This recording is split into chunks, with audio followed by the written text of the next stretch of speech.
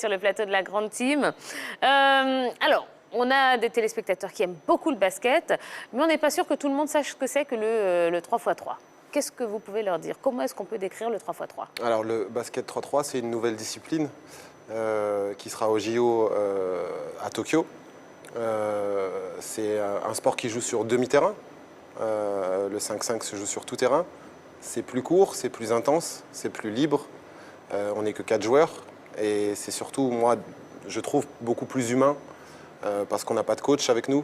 On ne dépend pas d'un club. Donc voilà tout ce qui m'a un peu, moi, séduit pour le 3-3. D'accord. Alors le 3-3, vous avez dit, le 3-3 est incompatible avec le 5-5. Vous pouvez nous expliquer ça? Pour nous en France, je suis le seul joueur professionnel 3-3. On est tous affiliés à des clubs quand on fait du 5-5. Le 3-3, ça se joue en France surtout l'été. Par contre, dans le monde, en Europe, ça se joue toute l'année. Donc on a beaucoup de mal en France à trouver des joueurs qui lâchent le 5-5 et qui viennent au 3-3. Donc voilà pourquoi je trouve que c'est incompatible. Ouais. Mais pourtant, vous êtes revenu au 5-5, hein, je crois, après un passage en Arabie Saoudite.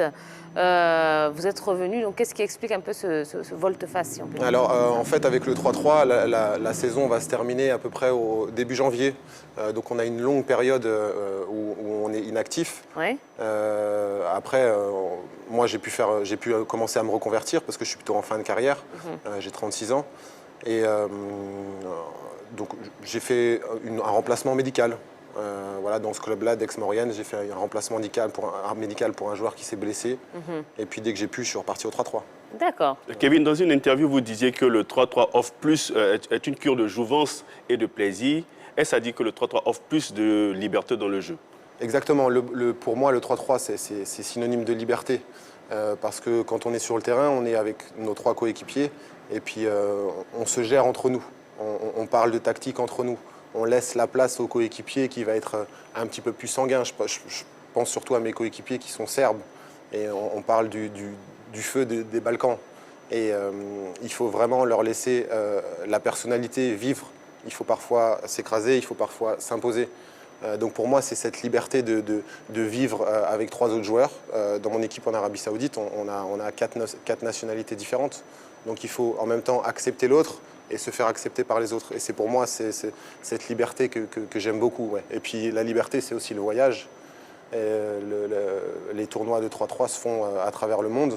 Et donc on prend les avions, on va à droite, à gauche pour quelques jours et puis on découvre des cultures qui sont magnifiques. Voilà, je suis en Côte d'Ivoire, j'étais en Russie la semaine dernière et en Serbie la semaine d'avant.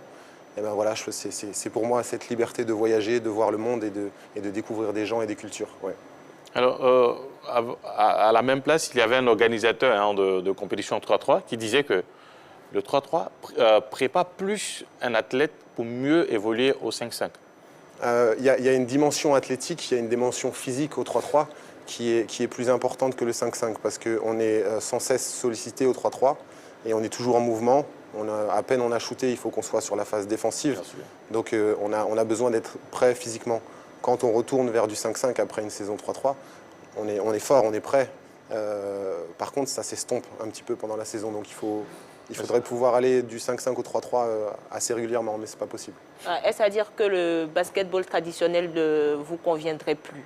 Pour moi, personnellement, étant en fin de carrière et j'ai fait 17 ans professionnel en France, j'ai plus envie. J'ai eu des propositions de contrat en France. J'ai plus envie de jouer au 5-5. J'ai découvert, voilà, aujourd'hui, on a entraîné des enfants de 13, de 15, de 18 ans. On a échangé avec eux. Voilà, au 5-5, le quotidien est rythmé depuis 17 ans pour moi par les entraînements, rentrer à la maison, faire attention à notre vie de sportif. Le 3-3, c'est beaucoup plus libre, c'est plus fun. Et pour rien au monde. Vous n'aimez pas la routine, en fait. Exactement. Après 17 ans, je pense que j'ai pu acquérir une maturité qui me permet maintenant d'évoluer plus facilement dans le 3-3. Ouais. Kevin, certains critiques estiment que un jour au 3-3, pour certains basketteurs, c'est un peu pour des retraités, ceux qui auraient raté un peu leur carrière du côté du basketball classique.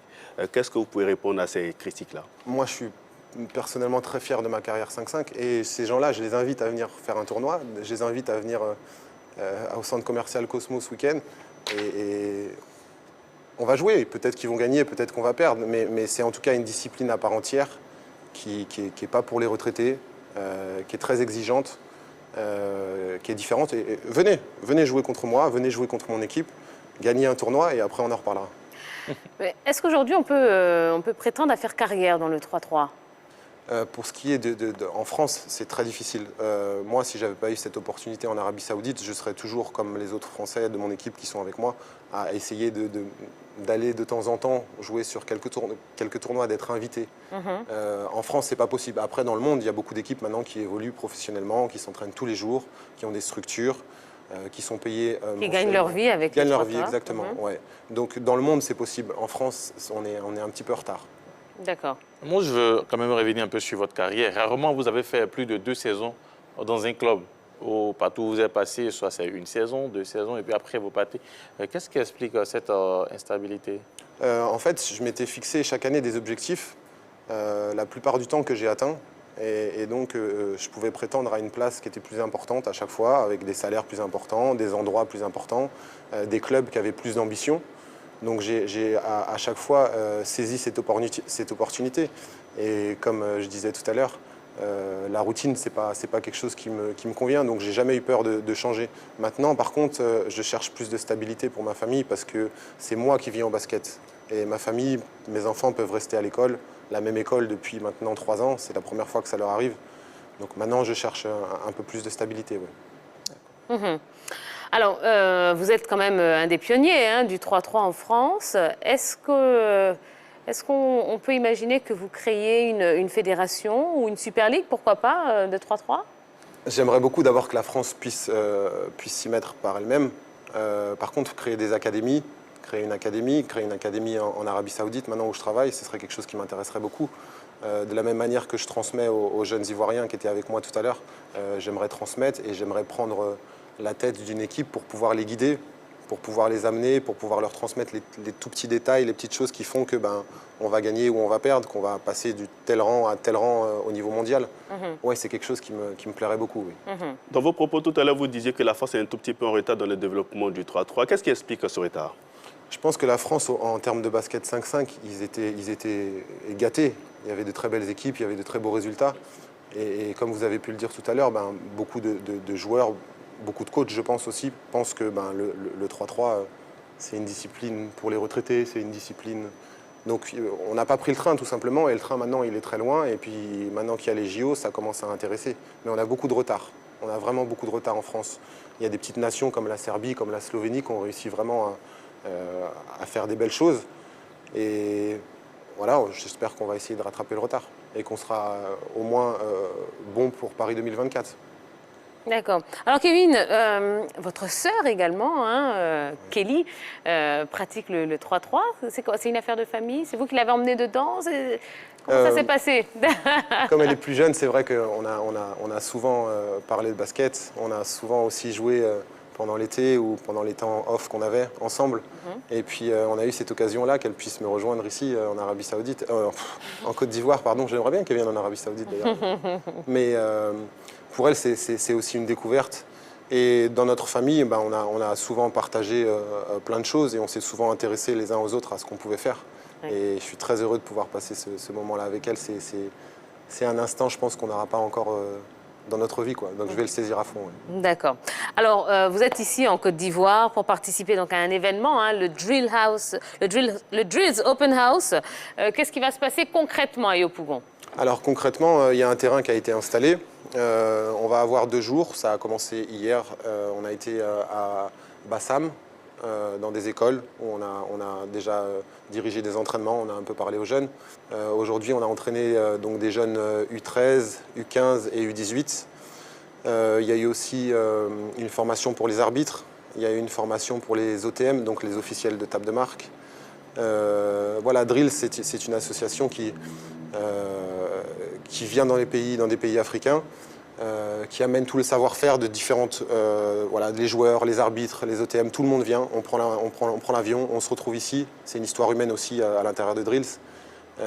Et puis, à la suite de ça, quand on a formé un peu tout le monde, on met en place sur un tournoi qui durera 2 jours, donc samedi, dimanche, et où on invite tout le monde à venir pour découvrir un peu le 3-3. C'est aussi une manière pour la Fédération de Côte d'Ivoire de récupérer des points, parce que chaque fédération, quand elle organise des événements 3-3, elle récupère des points. Et ça va permettre à cette fédération de monter au ranking 3-3 et d'avoir les meilleures places, les premières places pour les championnats africains. Ah, mais quel est l'objectif, honnêtement, de Drills à terme pour l'Afrique et la Côte d'Ivoire plus particulièrement? Eh ben, c'est simplement développer le 3-3, montrer le 3-3. Voilà, moi, quand je vois des jeunes de mon profil cet après-midi, ben, j'essaye de leur transmettre les petites choses. J'essaie de leur faire découvrir le 3-3 et de les faire accrocher pour que il n'y ait pas que le 5-5 dans le basket qui existe. Il y a aussi un championnat à l'intérieur de... On a été en Guinée. Il y a les meilleurs Guinéens, les meilleurs Ivoiriens vont se retrouver après pour une grande finale qui sera à Paris ou quelque part d'autre. Donc c'est vraiment une belle organisation. C'est vraiment une histoire humaine aussi entre nous, parce qu'on vient de divers horizons. Et puis on arrive à créer quelque chose qui pendant une semaine, révolutionne et donne des étoiles aux jeunes, quoi. Oui. Donc nous, on est contents pour ça. Et ce que vous ne savez pas, chers téléspectateurs, c'est que la Côte d'Ivoire est championne d'Afrique chez les garçons, championne d'Afrique 2018 au 3-3. Donc ça veut dire qu'il y a quand même cette culture du 3-3 qui est en train de s'installer ici chez nous. Donc c'est une très bonne nouvelle. Oui, Henri, vous aviez une question. C'est vrai, c'est un camp de formation, mais on a parlé de championnat. Est-ce que voilà, on compte véritablement organiser un vrai championnat de 3-3 après votre départ, bien sûr? Est-ce qu'au niveau de la formation, tout ça est en train de se peaufiner? Alors nous, on donne le meilleur possible. Et vous êtes en collaboration avec la fédération? C'est ça, exactement. On donne, nous, le meilleur possible. On donne tout ce qu'on peut pour les jeunes. Après, c'est à la fédération de continuer, mais on essaye vraiment de laisser des marques. Que ça marque les enfants, que ça marque les entraîneurs, que ça marque les arbitres, pour qu'après, ils prennent le relais et pourquoi pas créer un championnat d'Afrique. Et j'aimerais beaucoup pouvoir venir participer en Afrique dans différents pays et être compétitif, ouais, vraiment. J'espère que ça pourra prendre, oui. Alors, jusque-là, vous parliez que de l'Afrique. Pensez-vous que le continent africain est plus réceptif au 3-3 par rapport aux autres continents? Je sais pas si le continent africain est plus réceptif. Par contre, j'ai vu vraiment des joueurs qui sont talentueux, qui ont des gabarits impressionnants. Et je pense que si ça prend et que les formations se mettent bien en place, ça peut vraiment être difficile de battre une équipe africaine par la suite. C'est vrai que dans les autres continents, en Asie, c'est quand même développé. Aux États-Unis, très peu. Enfin, en Amérique, très peu. Et en Europe, c'est maintenant arrivé à un bon niveau aussi. Donc, j'aimerais beaucoup un jour voir une équipe africaine gagner sur le World Tour, vraiment. Ce serait une fierté parce que j'aurais participé un petit peu à ça, je pense. Oui. Peut-on jouer au 3-3 sans avoir forcément été pro dans le 5-5? Bien sûr, il y a beaucoup de joueurs serbes, certains que j'ai eu dans mon équipe l'année dernière, qui ne pouvaient pas accéder au professionnalisme dans leur pays, mais par contre qui ont joué la carte du 3-3 à fond et qui maintenant se retrouvent à jouer le World Tour, à jouer sur la ligue professionnelle de la FIBA 3-3. Et qui réussissent et tirent leur épingle du jeu. Il y a aussi une part pour les joueurs qui ne trouvent pas leur compte au 5-5. Voilà, je pense, dans mon cas, par exemple, un grand qui aimait shooter à 3 points, ça ne se voit pas beaucoup. Et ben, au 3-3, c'est des profils qui sont recherchés. Donc, moi, je pense que vraiment, on peut être compétitif en commençant par faire du 3-3 et en terminant en faisant du 3-3. Ouais, j'y crois très fort. Allez Kevin, si vous aviez un message à adresser à tous ceux qui ne sont pas au courant peut-être de l'événement de ce week-end ou qui hésiteraient encore à y aller, qu'est-ce que vous pourriez leur dire pour les motiver? Pour les motiver, d'abord, je vais leur dire que moi je suis invaincu en Afrique et que je compte vraiment rester invaincu en Afrique après ce week-end. Là, on est venu pour faire la formation, on est venu pour aider les jeunes. Mais on commence à repérer qui est bon aussi et pour pouvoir les battre samedi et dimanche. Mais moi, ce que je leur promets, c'est que je vais tout donner et que j'espère qu'on aura une belle compétition. Et il faut venir découvrir le 3-3, vraiment, parce que c'est un beau sport, c'est quelque chose qui est vivant, il y a la musique quand on joue. Après 10 minutes, on sort du terrain, on échange avec les copains, on a un match après. C'est vraiment chouette, vraiment. Venez voir, essayez. Si vous n'aimez pas, on en discute après. C'est à partir de quelle heure? Alors ça commence le matin, samedi.